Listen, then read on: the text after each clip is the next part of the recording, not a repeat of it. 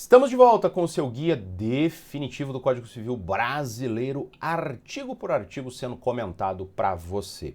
E hoje a gente vem com o 15º artigo do Código no 15º dia do nosso projeto. Pois é, já se passaram 2 semanas desde que a gente começou esse projeto, mas se você sabe a extensão do Código, sabe que isso é nada.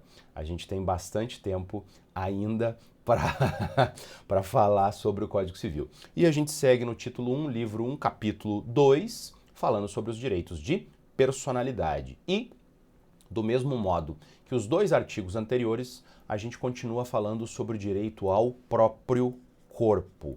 Mas aqui nós vamos trazer um pouco uma variação, que é o chamado direito de recusa. A recusa a tratamentos. Diz o artigo 15 que ninguém pode ser constrangido a submeter-se com risco de vida a tratamento médico ou intervenção cirúrgica. Primeiro aspecto aqui, risco de vida. Tudo tem risco de vida. Eu estar falando aqui tem um risco à minha vida. Nada, do ponto de vista biológico médico, não há nenhum impedimento. Eu caí duro, morto aqui. Imagina um negócio desse acontecer, que horror. Ah, mas, nossa, eu ia ficar famoso. O problema é que eu ia ficar famoso morto, né? Aí não ia ser tão legal assim. A gente quer encontrar fama ainda vivo. Então, tudo na vida tem risco. Você está na sua casa, tem risco do prédio cair na tua cabeça. Você está andando na calçada, tem risco de um doido perder o controle e te atropelar.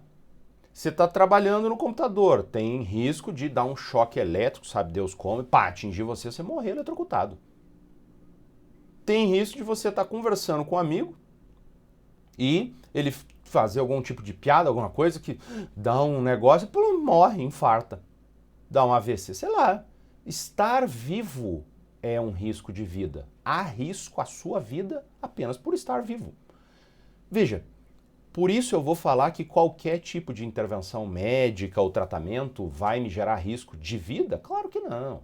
O risco de vida que o código está falando aqui é um risco razoável, substancial. Se eu vou fazer um exame de sangue, existe risco à minha vida em se fazer um exame de sangue? É isso, claro. Não sei.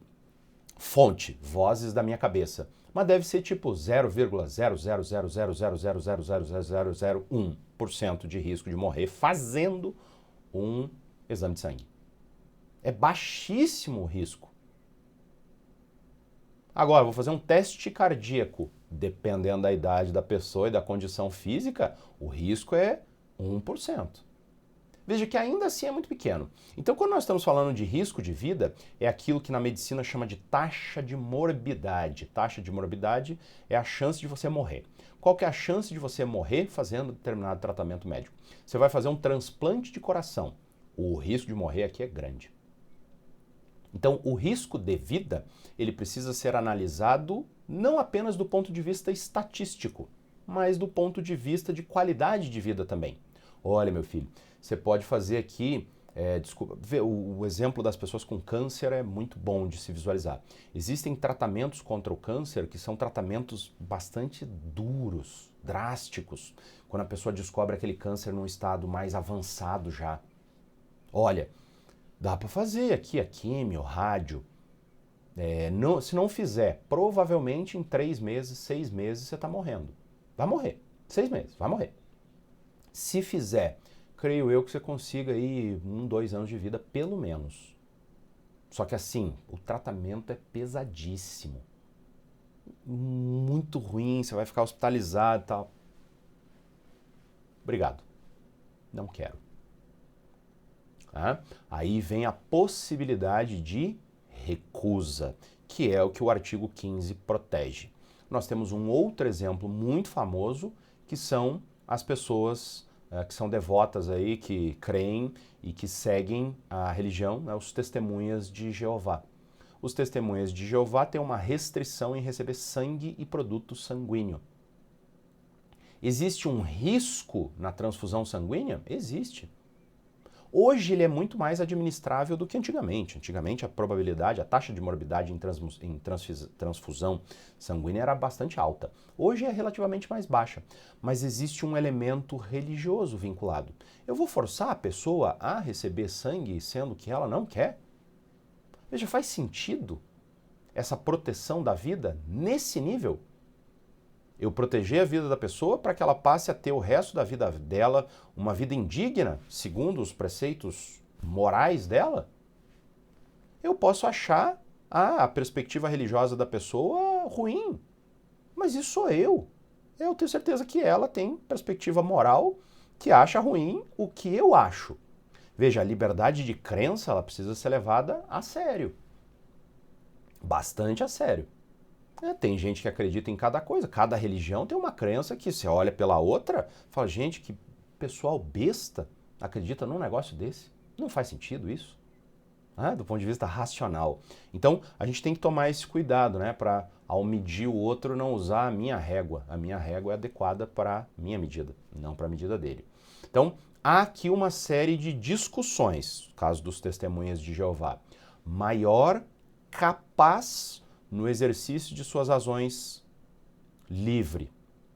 Pode recusar o tratamento? Pode. E se vier a falecer por força de não receber transfusão sanguínea? Sem nenhum problema, isso é opção da pessoa. Isso é entendimento, inclusive, do Supremo Tribunal Federal e do Superior Tribunal de Justiça. Esses dois tribunais entendem que a pessoa maior e capaz não pode ser forçada a receber esse tratamento. Claro, ela chega lá numa ambulância, se esvaindo em sangue, inconsciente. O médico vai lá e faz a transfusão sem saber. Nenhum problema, como é que eu vou saber qual que é a religião da pessoa, o que ela quer, o que ela não quer? Não vou usar a régua dela, porque eu não conheço a régua dela. Ou menor, incapaz. Nesses casos, aí eu tenho uma proteção mais ampla à vida dessa pessoa. Esses são alguns exemplos. Entram aí as discussões sobre os chamados testamentos vitais. E eu sou suspeitíssimo para falar porque aqui entra a minha tese de doutoramento. Eu pesquisei por alguns anos esse tema, difícil, não só sobre o testamento vital, mas tudo que envolve a terminalidade da vida, esta vida humana que está acabando, e várias discussões como eutanásia, ortotanásia, testamento vital, as diretivas antecipadas de vontade, enfim, tem muita coisa nesse caldo. E é uma discussão riquíssima, mas que eu acho que nos comentários do nosso artigo a gente pode restringir. Se você tiver mais curiosidade, me procura e eu posso apresentar aí o meu trabalho a você, tá bom? Mas é um catatal desse tamanho só para discutir isso aqui. Bom, mudando de saco para mala, ou nem tanto, amanhã a gente volta com o artigo 16. Se você não está inscrito no canal ainda, se inscreva, ative o sininho, deixe o seu like, claro, para que o nosso projeto seja difundido para mais pessoas que não conhecem, e me siga também nas redes sociais. Você vê naquele QR Code lá embaixo, o adv.paulosouza, eu estou aí em todas as redes, lá no Instagram você acompanha sempre eu trazendo notícias sobre o direito civil, assim você aprende na prática a aplicação desses dispositivos aí. Até amanhã.